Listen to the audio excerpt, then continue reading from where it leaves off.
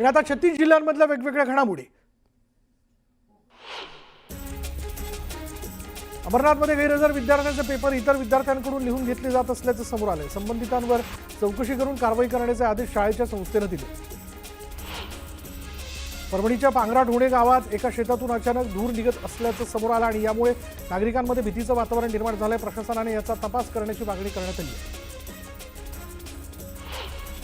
बागलाणच्या करेग भागात गेल्या महिन्याभरापासून बिबट्यानं धुमाकूळ घातला।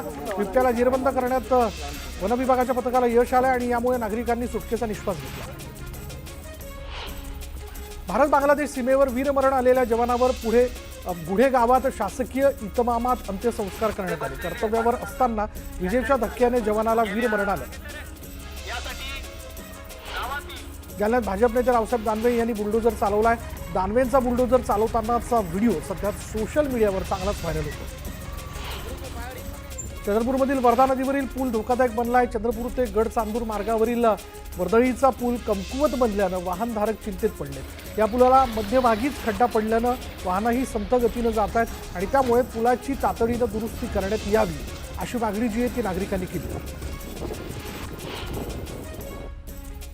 साताऱ्यातील अजिंठा चौकात अनधिकृतरित्या जीएस कंपनीची कीटकनाशक विक्री करणाऱ्यांना कृषी विभागाच्या भरारी पथकानं रंगेहात पकडलं।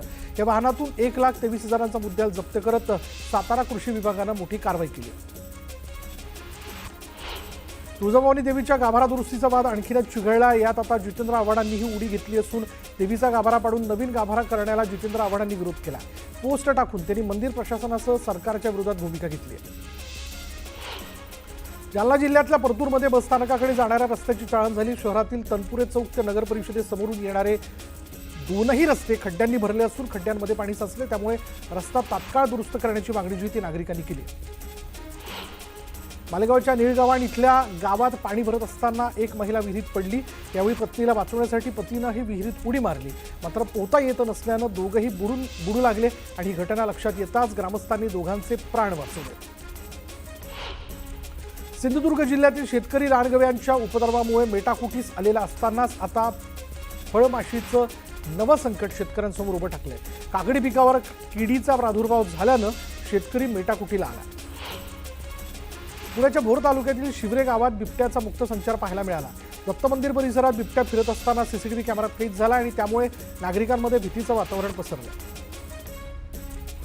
रविवारपासून 14 गावांचा पाणीपुरवठा करणाऱ्या नागपूरमधील केंद्राला वीज पुरवठा करणारी केवी वाहिनी बिघडली होती। वेणा नदीत उथडी भरून वाहत असतानाही महावितरणच्या कर्मचाऱ्यांनी जीव धोक्यात घालून 14 गावांचा पाणीपुरवठा सुरळीत केला।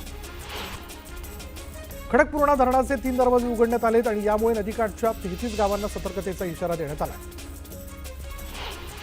सोलापूरच्या आराळी गावात मुसळधार पावसाने हजेरी लावली आणि यामुळे आराळीतील पूल वाहून गेल्यानं नागरिकांनी जीवघेणा प्रवास त्यांना करावा लागतो। नागरिकांना दरम्यान तातडीनं पूल दुरुस्त करण्याची मागणी नागरिकांनी केली।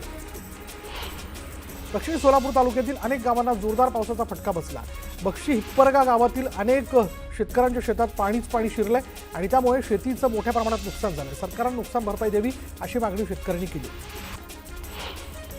अक्कलकोट तालुक्यातील आंदेवाडी पुलावरनं बोरी नदीत वाहून गेलेल्या तरुणाचा मृतदेह अखेर सापडलाय। आपत्ती व्यवस्थापन आणि अक्कलकोट तालुका प्रशासनाकडून मागच्या 60 ते 70 तासांपासून शोधमोहीम सुरू होती आणि पुराच्या पाण्यात हा तरुण वाहून गेला होता। भाकड जनावरांसह शेतकऱ्यांनी प्रांत कार्यालयात घुसखोरी करत प्रांत अधिकाऱ्यांच्या दालनासमोरच घोषणाबाजी केली। भाकड जनावरांचा प्रश्न गंभीर झाल्यानं शेतकरी आक्रमक झाले। चिपळूणमध्ये काँग्रेसने रास्ता रोको आंदोलन केलं। काल राहुल गांधींना केलेल्या अटकेनंतर कार्यकर्त्यांकडून रास्ता रोको करण्यात आला। तानाशाही नाही चलेगी अशी घोषणाबाजी करण्यात आली। राज्य सरकारी कर्मचारी मध्यवर्ती संघटना महाराष्ट्र जिल्हा शाखा चंद्रपूरच्या वतीनं जिल्हाधिकारी कार्यालयासमोर कर्मचाऱ्यांनी जोरदार निदर्शनं केली। प्रलंबित मागण्यांचं प्रोत्साहन भत्ता सुरू करण्यासाठी आंदोलन करण्यात आलं। लोकशाहीर अण्णाभाऊ साठे यांना भारतरत्न पुरस्कार देण्यात यावा अशी मागणी मातंग एकता आंदोलन समितीच्या दिगंबर जोगदंड यांनी केली आहे। जर मागणी पूर्ण झाली नाही तर येत्या 15 ऑगस्टला मंत्रालयासमोर आत्मदहनाचा इशारा देण्यात आला। लातूरमध्ये हर घर तिरंगा अभियान राबवण्यात आलं। यावेळी महापालिकेच्या वतीनं तिरंगा रॅलीचं आयोजन करण्यात आलं होतं। मोठ्या संख्येनं नागरिकांनी तिरंग्यासह रॅलीत सहभाग घेतला। जळगावच्या भुसावळ रेल्वे विभागात भव्य तिरंगा रॅलीचं आयोजन करण्यात आलं होतं। भुसावळ इथून रेल्वे स्थानकाच्या उत्तर भागापर्यंत रॅली काढण्यात आली होती आणि या रॅलीत सहभागी झालेल्या नागरिकांनी देशभक्तीपर घोषणा दिल्या। आमदार संजय गायकवाड यांनी काल केलेल्या वक्तव्यावर प्रतिक्रिया देताना सारवासारव केलेली आहे। माझ्या शब्दांचा विपर्यास केला, मी उभाटाचा बाप नाही तर उभाटाच्या कार्यकर्त्यांचा बाप काढला, असं संजय गायकवाड म्हणाले। शिंदे गटातील अशा मंत्र्यांमुळे एकनाथ शिंदेंची अधोगती व्हायला लागली आहे। संजय गायकवाड यांनी ज्या पद्धतीने गरज ओकली आहे त्यामुळे महाराष्ट्रातील जनता त्यांना त्यांचा बाप दाखवून देईल, अशी टीका विनायक राऊतांनी केली। जिल्ह्यात जातीचं राजकारण केलं जातंय, राजकीय स्वार्थ साधण्याचा प्रयत्न सुरू आहे, लोक त्यांना सोडून का जात आहेत, तिकडे त्यांचं लक्ष नाही, असं म्हणत भाजपचे नेते आणि माजी आमदार डॉक्टर विनय नातू यांनी भास्कर जाधवांवर हल्लाबोल केला। आणि आता एक ब्रेकिंग न्यूज, जितेंद्र आव्हाड तुळजाभवानीचं दर्शन घेण्याकरता येणार आहेत। जितेंद्र आव्हाड यांनी गाभारा दुरुस्तीच्या कामाची पाहणी ते करणार असल्याचं कळतंय आणि त्याचबरोबर आव्हाडांनी मंदिर संस्थान करत असलेल्या कामाला विरोध केला आहे। मंदिर परिसराबाहेर भाजपचे कार्यकर्ते जमण्यास सुरुवात झाली आहे। जितेंद्र आव्हाडांची भूमिका या ठिकाणी ते व्यक्त करणार आहेत। त्यांनी आधीच ट्विट करत मूळ गाभारा जो आहे त्याला धक्का न लावता नवीन बांधकाम करण्यात येऊ नये या संदर्भातलं ट्विट केलेलं आहे। मंदिर परिसराबाहेर आता भाजपचे कार्यकर्ते जमण्यास सुरुवात झालेली। जितेंद्र आव्हाडांच्या भूमिकेला विरोध केला जाऊ शकतो। अधिक तपशील आपण जाणून घेऊयात।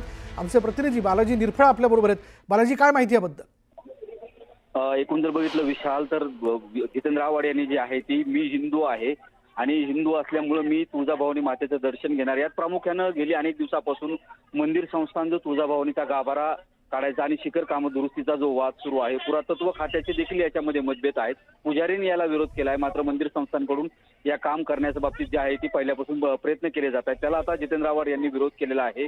जिथे छत्रपती शिवाजी महाराजांनी येऊन दर्शन घेतलेलं आहे, तो देवीचं कळस असेल किंवा ते मंदिर असेल तुम्ही पाडायचं करताय, तुम्हाला बांधायचं तर दुसरं मंदिर बांधा, मात्र ही पुरातन वास्तू आहे, ती पुरातन वास्तू जतन झाली पाहिजे। त्यामुळं मी हिंदू असल्यामुळे हे काम होऊ देणार नाही आणि हे कामाला विरोध करण्यासाठी इतर हिंदू प्रेमींनी सुद्धा यावं आणि विरोध करावा, अशा पद्धतीचं त्यांनी ट्विट केलं होतं। समाज माध्यमावरती ते व्हिडिओ देखील व्हायरल झाले होते आणि मी आज तुळजापूरच्या देवीच्या दर्शनाला येत आहे असं देखील त्यांनी सांगितलं। त्यानुसार जितेंद्र आव्हाड हे आहे ते तुळजापूरमध्ये थोड्याच वेळात दाखल होणार आहेत। त्यांनी ते पुजारी जे विरोध करतात त्यांची देखील भेट घेणार आहेत, मंदिरात जाऊन दर्शन करणार आहेत आणि त्यानंतर ते आहे ते पत्रकारांशी संवाद देखील साधणार आहेत। मात्र जितेंद्र आव्हाड येणार असल्यामुळे जे आहे ते भाजपचे कार्यकर्ते जे आहेत ते देखील इथे जमण्यास सुरुवात झालेली आहे। भाजपचे आमदार राणा जगजितसिंह पाटील यांचा हा मतदारसंघ आहे आणि त्यांच्या मंदिर संस्थांचे ते विश्वस्त देखील आहेत, त्यामुळे त्यांच्या नियंत्रणाखाली हे देखील काम होत आहे। त्यामुळे भाजप आपली भूमिका काय आहे, जितेंद्र आव्हाड जर या भूमिकेला विरोध करत असतील तर आम्ही त्यांना विरोध करणार अशी भाजपच्या कार्यकर्त्यांनी देखील भूमिका घेतलेली आहे। त्यामुळे कुठेतरी कार्यकर्ते जे आहेत ते जमण्यास सुरुवात झालेली आहे। पोलीस बंदोबस्त देखील मोठ्या प्रमाणात तैनात करण्यात आलेला आहे। बरोबर, जितेंद्र आव्हाड तुळजाभवानीच्या दर्शनाला येत आहे, यापूर्वीच त्यांनी ट्विट करून गाभारा बांधकामाच्या संदर्भातली भूमिका जी आहे ती त्यांनी स्पष्ट केलेली आहे। पुढे पाहूयात इतरही घडामोडी। केंद्र सरकारकडून कॅबिनेट बैठकीत आज 3 महत्त्वाचे निर्णय घेण्यात आले। 4 नवीन सेमी कंडक्टर प्रोजेक्टला केंद्रीय मंत्रिमंडळाने मान्यता दिली। लखनौ मेट्रोचा फेज 1B चारबाग ते बसंत कुंज मार्गासाठी मंजुरी देण्यात आली आहे। अरुणाचल प्रदेशातील 700 मेगावॅट क्षमतेचा जलविद्युत प्रकल्पही मंजूर करण्यात आला।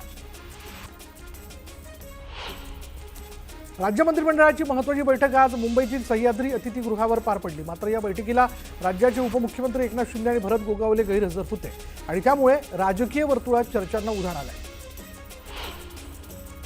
12 सप्टेंबरला नाशिकमध्ये शिवसेना आणि मनसेकडून एकत्रित मोर्चा काढला जाणार आहे। नाशिकमधील नागरी समस्या आणि ईव्हीएमच्या मुद्द्यावरून शिवसेना आणि मनसे रस्त्यावर उतरणार आहेत।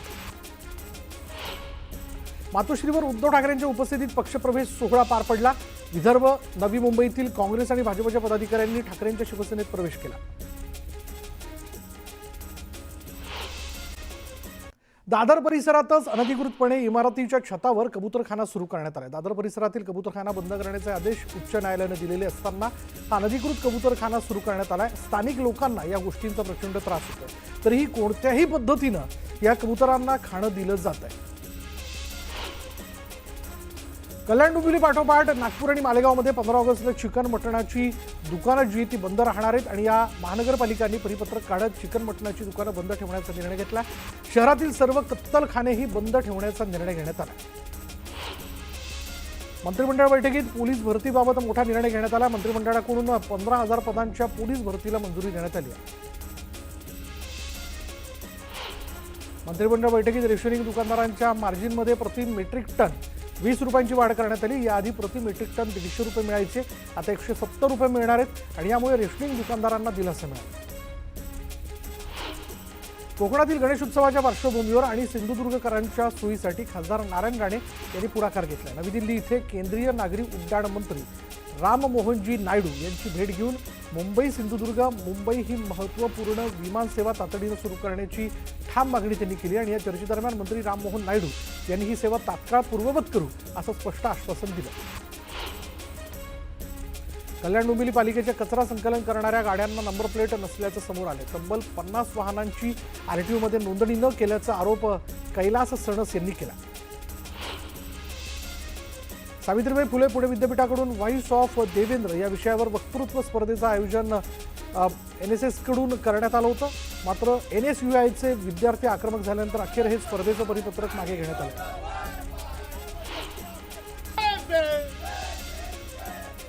पुणे विद्यापीठात राजकीय अजेंड्याच्या विरोधात NSUIच्या विद्यार्थ्यांनी आंदोलन केलं। शिक्षण संस्थांना राजकारणाचं केंद्र बनवण्याचा प्रयत्न आम्ही सहन करणार नाही असं म्हणत व्हॉइस ऑफ देवेंद्र या विषयाला विद्यार्थ्यांनी विरोध करत आंदोलन केलं। उल्हासनगर शहरात ठिकठिकाणी पडलेल्या खड्ड्यांमुळे चक्क सत्ताधारी भाजपचे आमदार कुमार ऐलानी यांच्यावर उपोषणाला बसण्याची वेळ आली। शहरातील खड्ड्यांबाबत पालिका आयुक्त गंभीर नसल्यानं शहरातील रस्त्यांची दयनीय अवस्था झाली।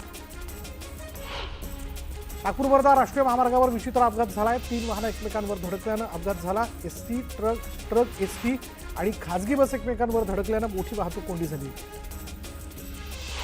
नाशिक जिल्ह्यात वाहनांची चोरी करणाऱ्यांवर पोलिसांनी कारवाई केली आहे। यावेळी पोलिसांनी 5 चोरट्यांना अटक केली आणि त्यांच्याकडून 30 दुचाकी आणि एक ट्रॅक्टर जप्त करण्यात आला। मुंबई गोवा महामार्गावर एका तासात एकाच ठिकाणी 2 अपघात झालेत आणि यात एका कारमधील 3 जण गंभीर जखमी झालेत। जखमींवर रुग्णालयात उपचार सुरू आहेत। जळगावच्या तरसोदमध्ये अंगारकी चतुर्थीच्या निमित्तानं गणपतीच्या दर्शनासाठी नागरिकांनी मोठी गर्दी केली। मंदिरात पहाटे महाअभिषेक आणि महाआरती करण्यात आली। अंबरनेरमधील प्राचीन श्री मंगळग्रह मंदिरात गणपती बाप्पाच्या दर्शनासाठी भाविकांनी मोठ्या प्रमाणात गर्दी केली। पहाटेचा महाअभिषेक, पूजन आणि होम हवन आणि आरती करून कार्यक्रमाची सुरुवात झाली आहे। आणि एक मोठी बातमी अशी आहे की NSUIच्या विद्यार्थ्यांनी आक्रमक आंदोलन केल्यानंतर अखेर सावित्रीबाई फुले पुणे विद्यापीठाने वक्तृत्व स्पर्धेचं परिपत्रक मागे घेतलं। व्हॉइस ऑफ देवेंद्र या विषयावर वक्तृत्व स्पर्धेचं आयोजन NSS कडून करण्यात आलं होतं आणि त्याला जोरदार विरोध करत विद्यापीठ व्यक्तिपूजक विषय घेऊन स्पर्धा का घेताय असा सवाल विचारत आंदोलन करण्यात आलं। अखेर विद्यापीठाकडून लेखी परिपत्रक रद्द केल्याचं पत्र घेतल्यानंतर हे आंदोलन थांबवण्यात आलेलं आहे। विद्यापीठामध्ये जे काही मागील काही दिवसापासून चालू, विद्यापीठ हे राजकीय अजेंडा चालवण्याचं काम करते का राजकीय पक्षाचं कार्यालय असल्यासारखं विद्यापीठाचा कारभार आहे। तुम्ही आता जर पाहिलं तर व्हॉइस ऑफ देवेंद्र कशासाठी ही स्पर्धा राबवताय? तुम्ही व्हॉइस ऑफ डेमोक्रेसी राबवा ना, व्हॉइस ऑफ कॉन्स्टिट्यूशनची ही स्पर्धा राबवा, व्हॉइस ऑफ गांधी राबवा, व्हॉइस ऑफ आंबेडकर राबवा। कुठेतरी हे विद्यापीठ हे फुलेशाह आंबेडकरांच्या विचाराचं विद्यापीठ आहे, ते फुलेशाह आंबेडकरांच्या विचाराचंच राहिलं पाहिजे। आणि ही जी तुम्ही राजकीय स्पर्धा आयोजित केलेली आहे ही रद्द होणं गरजेचं आहे। जोपर्यंत ही रद्द झाल्याचं परिपत्रक निघत नाही तोपर्यंत आम्ही सर्व विद्यार्थी इथून उठणार नाही।